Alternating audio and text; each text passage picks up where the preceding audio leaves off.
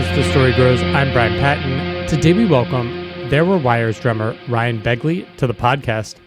The new There Were Wires record, Vessel, will be out next Friday, June 26th on Iodine Recordings. Ryan talks about getting started in his career as a tattoo artist, discovering hardcore and the impact it had on him, the band's relationship with Iodine, the details on the artwork for Vessel, and a lot more. This was such a great chat with Ryan. I often talk about how much I love these conversations with Iodine artists, and this one is no exception. Thanks so much for checking out this episode of As the Story Grows. If you're brand new to the podcast, welcome. Thanks for checking us out. You can find links in our show notes or at asthestorygrows.com for our mailing list, our Patreon page, and our Discord server. Currently on our mailing list, I've been sharing photos from Warped Tour last weekend, so make sure you sign up. Don't miss out on those photos. Enjoy today's conversation with Ryan from There Were Wires.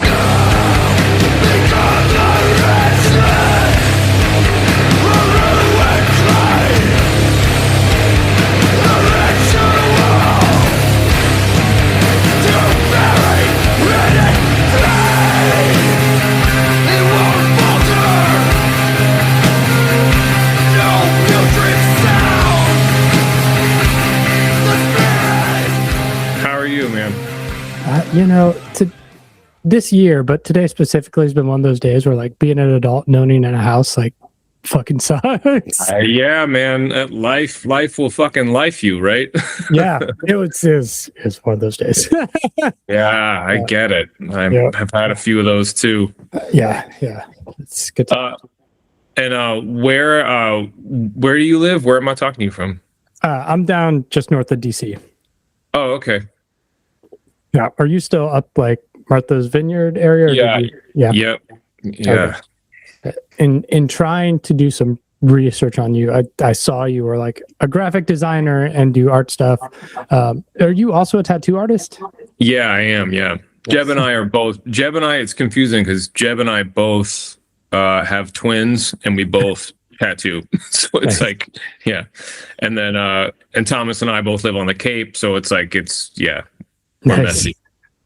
Nice. What got you into tattooing? Like just hardcore, like just being around it for so long. I was friends with like a million tattooers, and I did art for so long, and I had like a bunch of different opportunities to apprentice, and then like finally, like gave in. I was like, all right, I'll do this, and then and then it's such a weird thing because like it's something that's so hard. It was so hard to break into. There were so many people that would fucking kill for like someone to offer to teach them. And I was like, no thanks. Like just such a fucking brat about it. And then finally someone like convinced me. I was like, okay, fine. I'll come like learn at the shop. And then that's stuck, it's fine. I fucking love it. It's a lot of work, but I love it.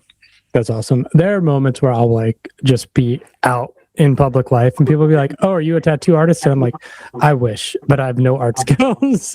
Yeah, I mean, I don't have a lot of skill either. It's just like it's all, there's like people that are just gifted like with music or with drawing or whatever. They can just fucking, they can pick up something and just play and you're like, oh my God.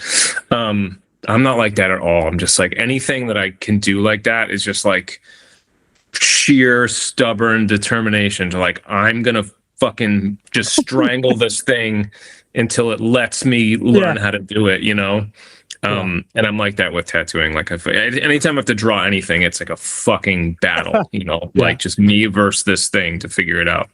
Yeah, I took a graphic design class and the first day the professor was like, you can't draw. You should just get your money back. And I was like, okay, done.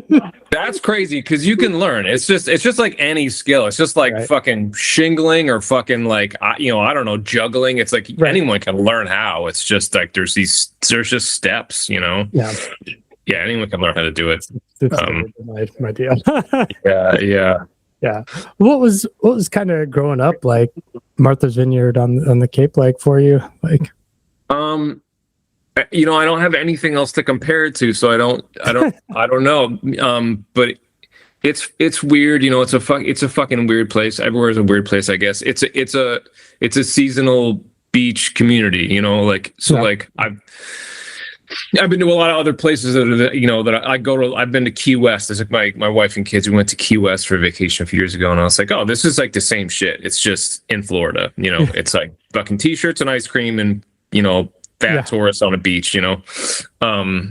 And then there's like the people that live there, the locals, like their economy is mostly based on like, all right, we got to sell shit to these tourists every season. You know, we're open from this time to this time, and that's when we make all our money. And so it's like that. You know, it's a seasonal place like that. I was just in town the other day, like, and it's starting to wake up. You know, and so like every spring, I still get this like excited feeling. Like, it sucks, the traffic and all that. Like, there's a, you know, it's completely unsustainable, and it's not. It's a small place. It's a small rural place that's not built for the population in the summer. It just can't fucking. So the traffic is unfucking real, and you can't park anywhere if you want to go. Like, so now's the time. Like, if you want to go somewhere, like, do it now, because you can't do it in like another month. But I still like get so amped when it's like, there's people here and things are like, you know, places are open again and there's like life, you know, because when in the winter it's like shuts down. It's a ghost town. Yeah.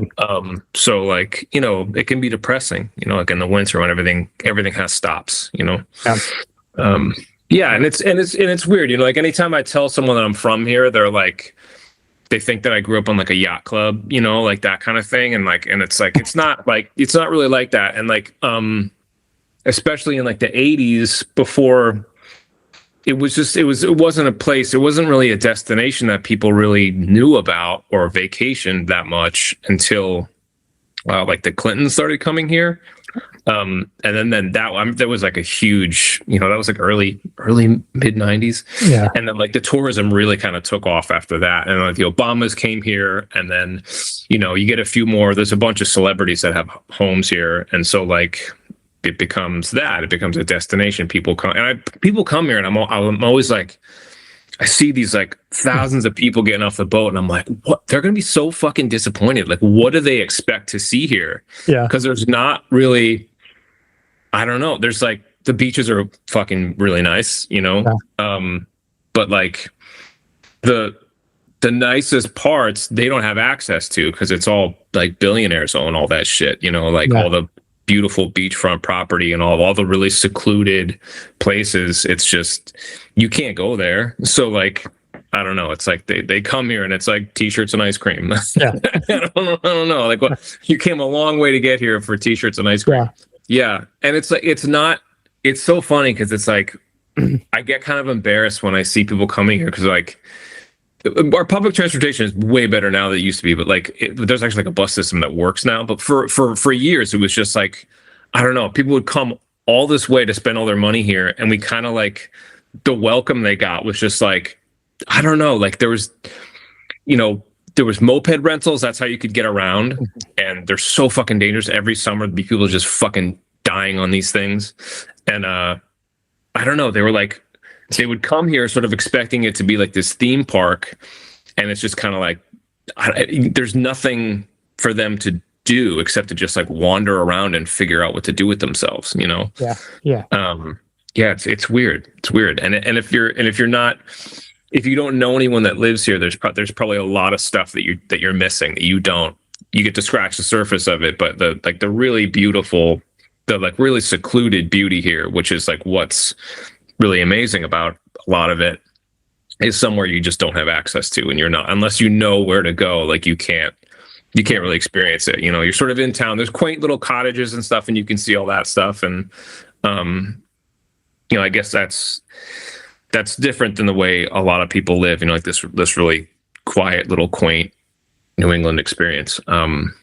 But yeah, I'm always kind of like wondering what people are expecting, and if they leave disappointed, you know, like I don't know why I went there, you know, like I don't know.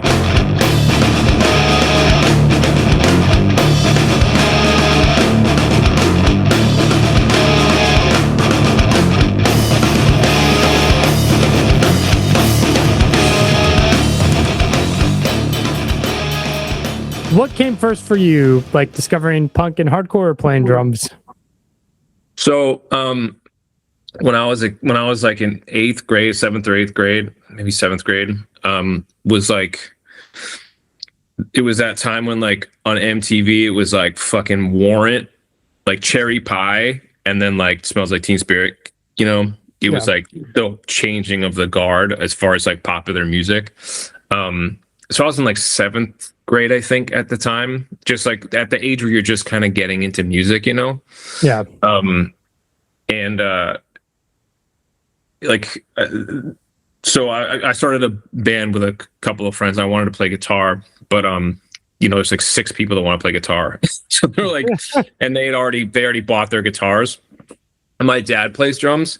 He played in like swing bands and stuff, and like, you know, at bars and that kind of stuff, like just like local places. But he's a really, really, really good drummer. He's like jazz drummer, like fucking really good.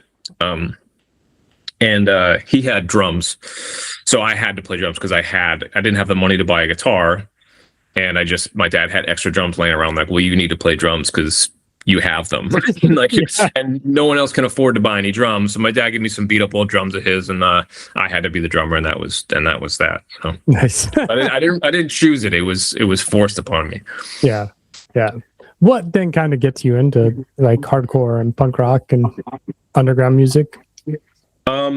Like when I was in high school, I was straight edge, but I didn't know that I was. Like, I didn't know it was a thing. And like, you know, like 7th, 8th, 9th grade, that around that age, like 15, 16, at least at that time, this was like mid 90s, is when like kids were starting to do drugs and stuff. And it was, you're kind of growing up a bit, you know, and like, you're not a kid anymore, you're a teenager. And like, you know, your friend groups start changing a lot, you know, like a lot of around that age, like you might be in a middle school and you go to a high school or whatever, you know. And there was a lot of change at that time that just like, I think just like freaked me out. And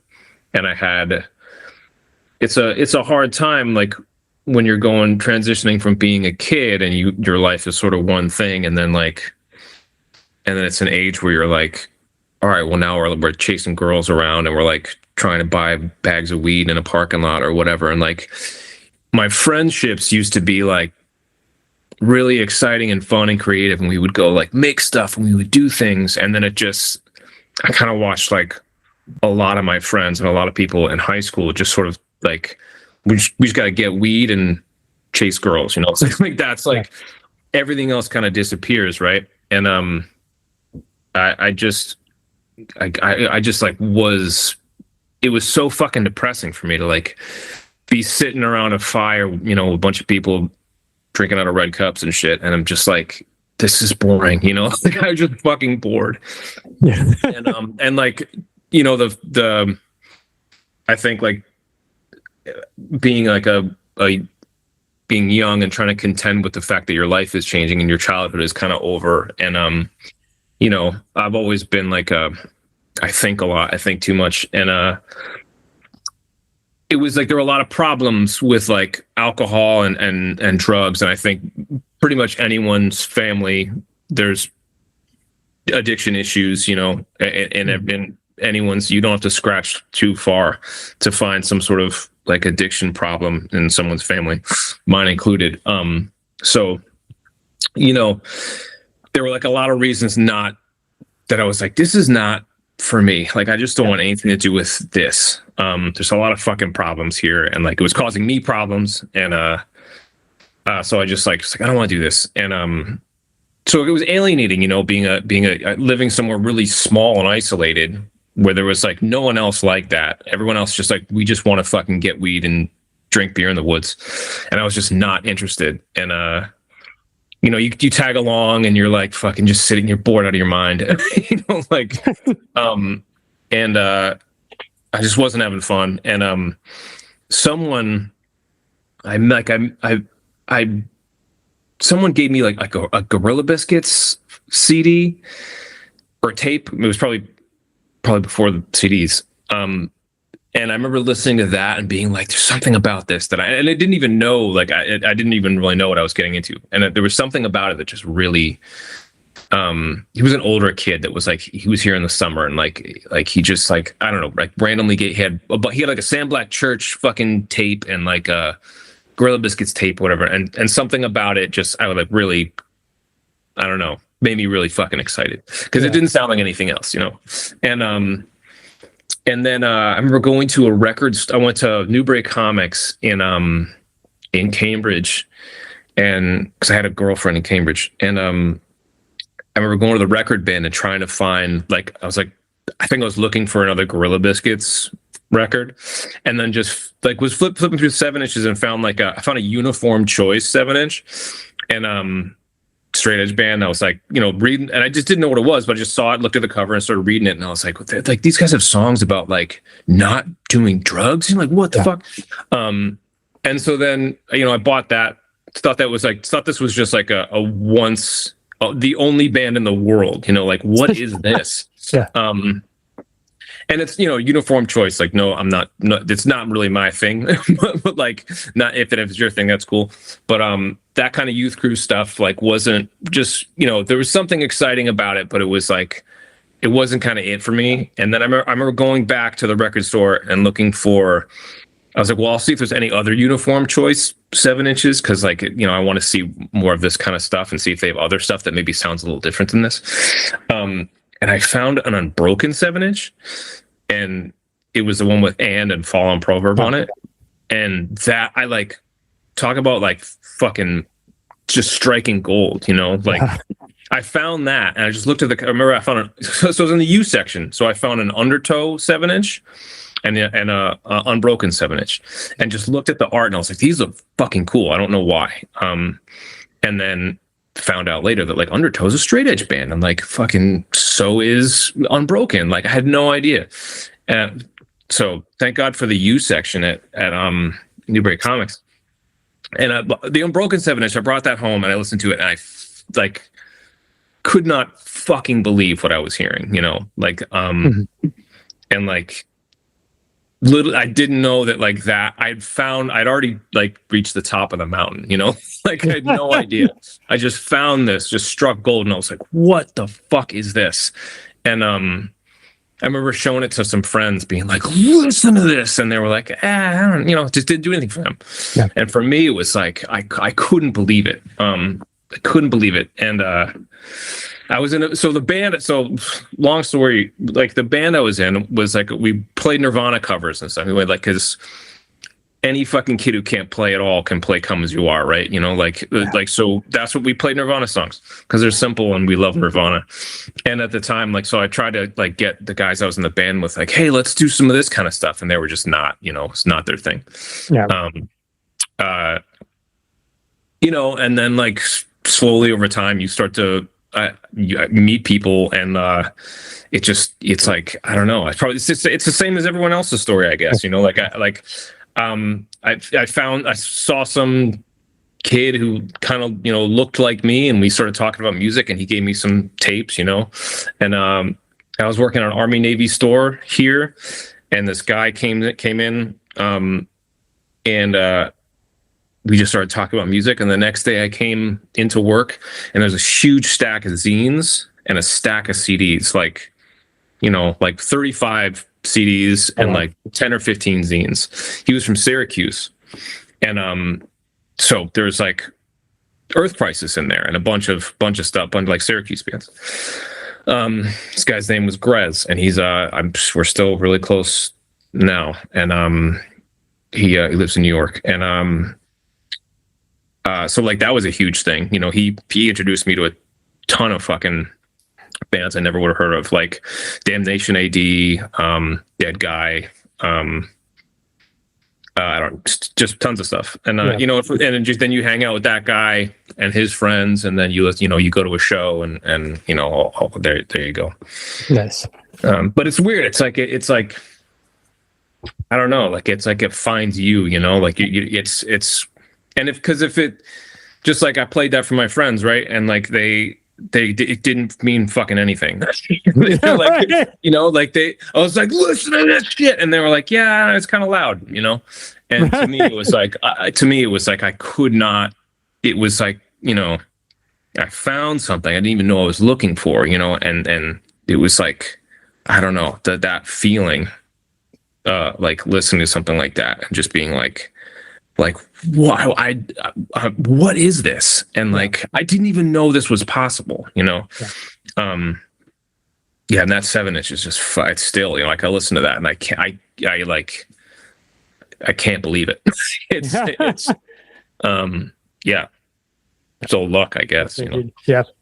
Yeah. So, it's funny. Like when you talk, like I was just having dinner the other night with this guy who's, with my wife and his wife. And, he was we got on the subject of music and hardcore and stuff, and like he was, you know, he's older than me, and so he's like 10 or 15 years older than me, so like he's like talking about like, oh, SSD and all these bands, and I'm like, yeah, I know I know about all that stuff, and like that's stuff that I got into like later after like looking down, you know, looking at the history of things, but you know, and Bad Brains and like all that stuff, but like as much as I love those bands that are older, they didn't imprint on me at the time, you know, and music does that when you're, especially at that age, like 15, 16, you know, that's when you're like, music will never sound the same to you again. The rest of your you never find anything that you connect with the way you connect with something at that time, because like, it's such a pivotal, you know, time in your life when you're like, when you're not a kid and you're becoming an adult. And, yeah, it just, you can't, that's why it's hard for me to get into a lot of newer music. There is stuff that I do get into, you know, that I've definitely gotten into, but I'm like, and I'm not, I hate being one of those like fucking old curmudgeons who's like, you know, oh, I like the old stuff or whatever, but, I can't, nothing can really get me that excited as those. I'd rather listen to the same. I would rather listen to the same 5 bands 1,000 times than like, you know, other stuff that sounds similar, you know? So.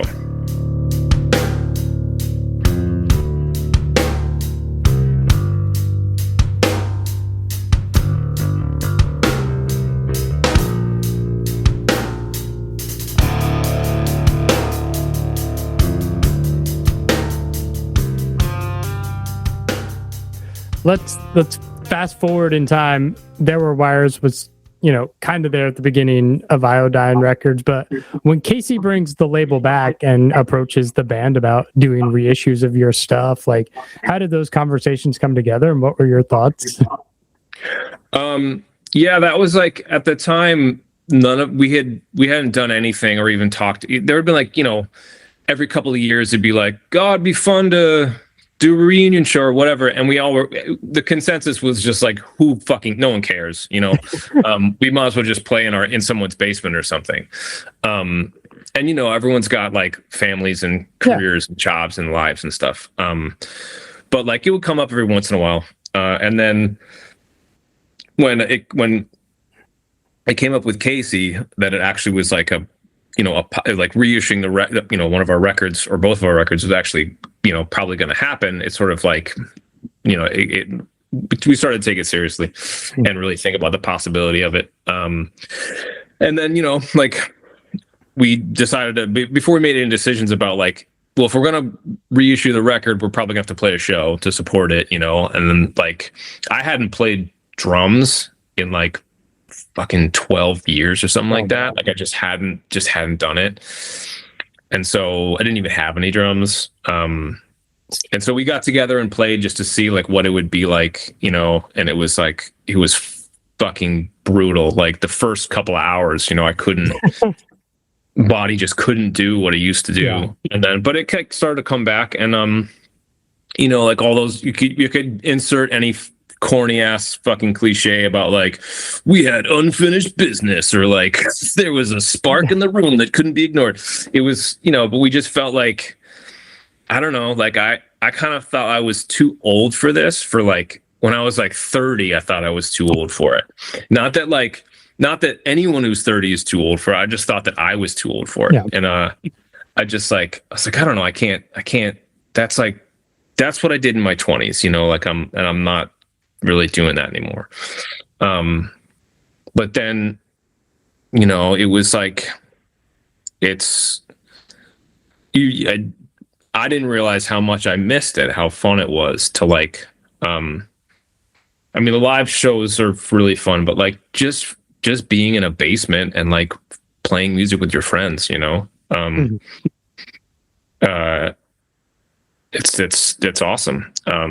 It's fun to make something, and so we decided we're going to do a reunion show, and we like had to learn these songs that we hadn't played in like 20 years. And that was like, I don't know, it was kind of like nostalgic and stuff to like learn play these old songs that you hadn't played in forever. But it was like, honestly, it's not that. It doesn't really do a lot. It didn't really do a lot for us, like creatively, it's like, this is stuff we did when we were like 19. Mm-hmm. And so we like just wrote like one new song, just like, anyone have any riffs? And we like wrote, a new song. And then that for me was what I was more excited about than anything, was like, was writing stuff. And I think like when you're playing something you wrote when you were like 18 years old and you're like 45, you're like, why did I do this like this? Or why didn't I, there's always things you're like, what was I thinking? Or like, and you also like approach things very differently, of course, when you're older than you do when you're younger, like for me, like I just I can't believe how fast I could play when I was young, and just like, I'm a terrible drummer, but like it's all just like a burst of energy, And I listen to that older stuff and I'm just like, Jesus, like I don't know what I was trying to do. I think I was trying to play like Ben Cole or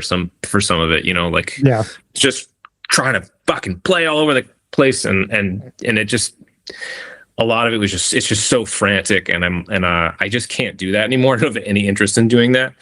So we all play and write very differently now than we did then,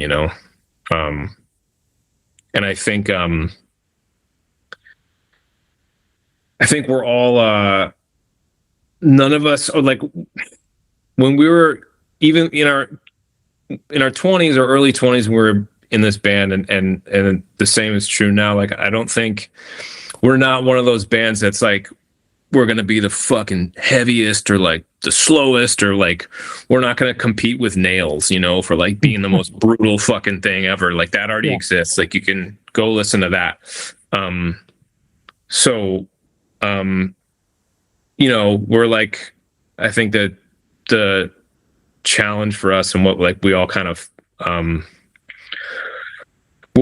find interesting, is how to bring in all these other influences of bands and different kinds of music that we all are into, but have nothing to do with hardcore and metal. And we've always, everyone in the band, there's like a huge range of musical taste in the band. Yeah. And then there's like these, you could draw one of those circle diagrams of like where they overlap, like, oh, we all like this band, we all like this band, and I fucking hate this, but he likes that.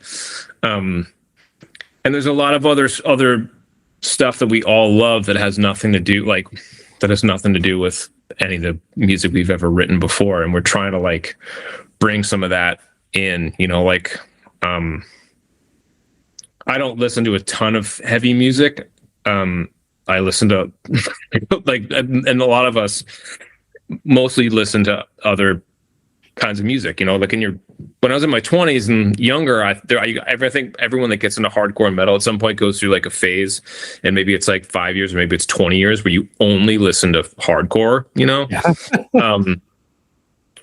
and I think we all did that for a long time, and then you can't, that kind of, I think you can't do that every day. So we're trying to take these things that don't really go together and find the common the common ground, you know, between like, I don't know, things that we're trying to find like the commonality between like Depeche Mode and fucking Dark Throne, you know, like how can you, where do these two things meet, you know? Yeah, I think that's what we're trying to do, you know? Yeah. If I listen to Somnambulist and then I listen to the new record, I'm like, okay, you can hear like a trajectory and the roots being there. But Yeah. like when I put on the album and All Paths Become the Road it's on, and I'm like, well, this is just sludgy as fuck, and this is like what I love, and like I think this record is like a perfect evolution, and I think it's so much more interesting than the older material. Yeah, well, thank you.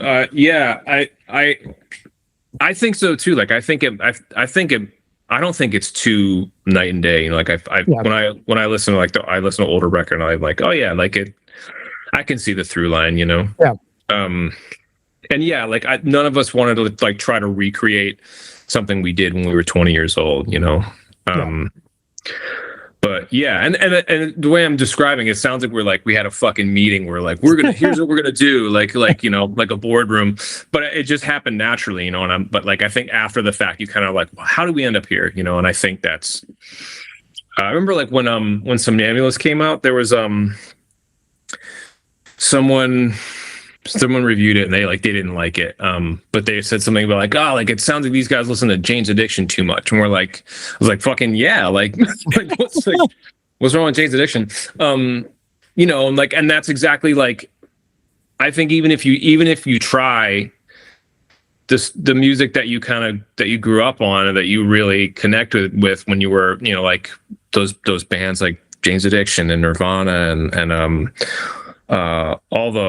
all the bands in the 90s when we that were big when we first got into music, I don't think even if you tried, I don't think you can get that out of your, you know, when you write, it just comes out. Like that's you can't even even if you try to suppress it, I think you can't, you know.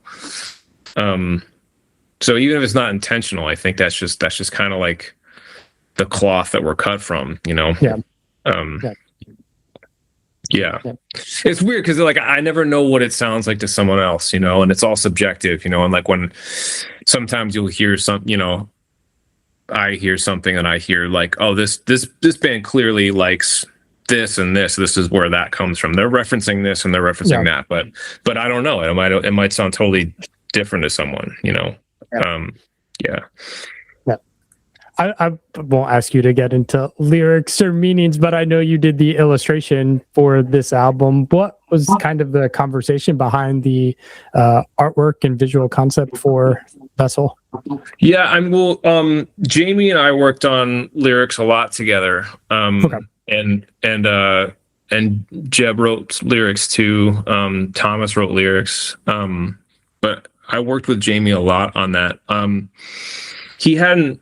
Jamie hadn't been in a band or written anything in so long that I think for him, I remember him having a conversation with him early on. He was just like, I can't do this. I don't know what to do, you know? Yeah. And he would send me just these long, he would just write thoughts, you know? And, he was having a hard time just like organizing it and making some sort of pattern and sense out of it, you know. And so I would like go back and forth with him about like, well, you could do this here and you could do that there, and you're sort of talking about this here, and a lot of the concepts and like the music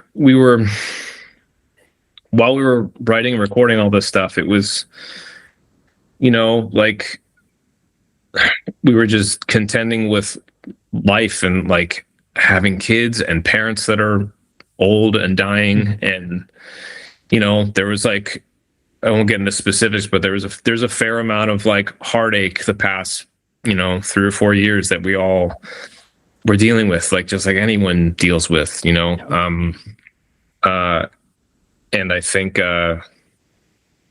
we heard Jamie say this, and it made a lot of sense to me, that like a lot of the bands that we really that we really connected with when we were younger. Bands like Damnation and Unbroken and Dead Guy and Neurosis. Those were kind of like the big, like, those are the we could all agree on those, you know. Yeah. Those are like the bands that we could all agree on. Whereas like I like Judge, but like I don't know if anyone else in my band likes fucking Judge, but I do. So like the bands that we all could agree on, there's sort of, those bands don't sound a lot alike, like just sonically or stylistically, but like there's the common thread with them is that they're inward facing. A lot of like aggressive music and a lot of hardcore is very like finger pointing and fucking outward facing, you know. It's like there's this is fucked up and you're fucked up and you're trying to destroy me and all that kind of like typical male angst, right? Like it's all about like there's all these problems out there and I'm going to point out all the problems. And there were a small amount of bands that were pointing inward, you know. Like I'm fucked up and like I have a lot of problems and I don't know what's going on.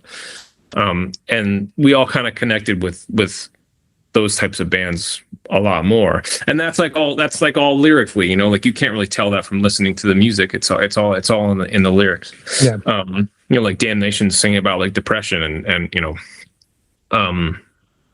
in a way that's very vulnerable and honest, you know.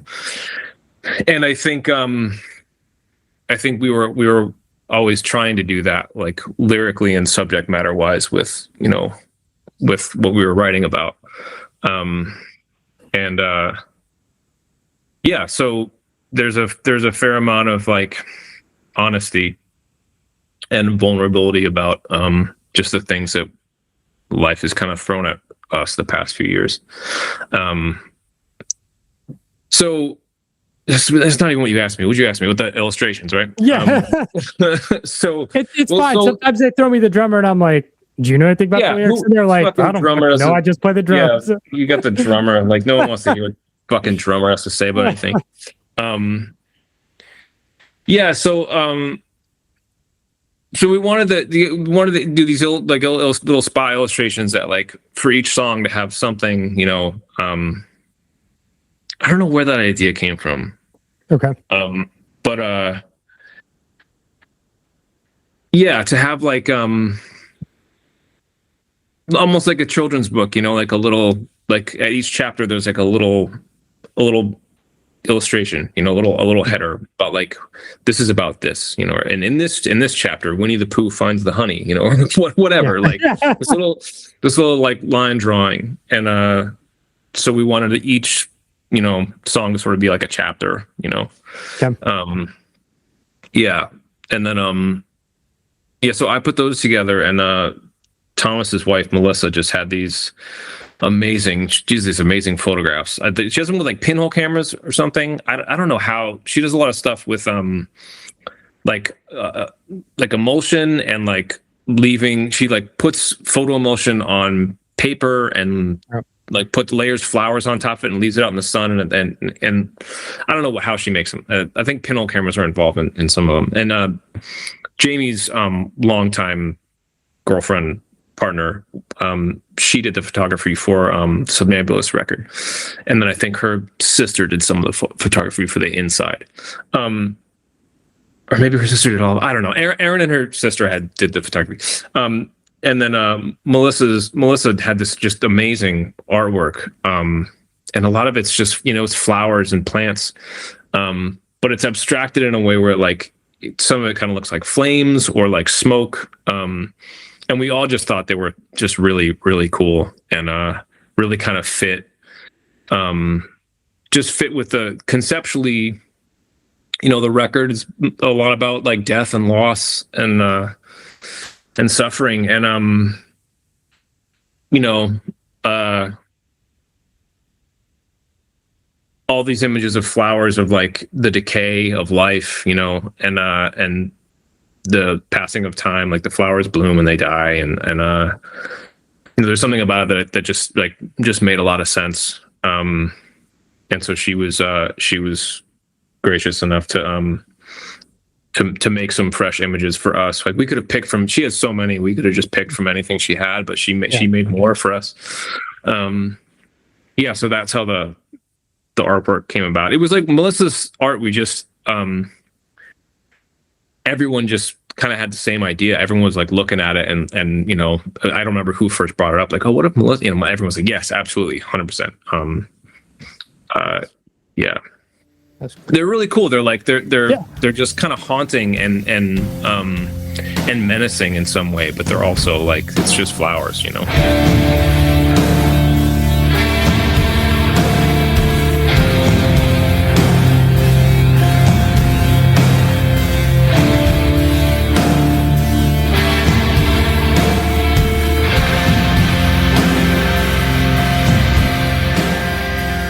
Album's out June 26th because everybody has families and jobs. Like, I'm sure Casey wants you guys to play some shows for the new record. So what's the plan for that?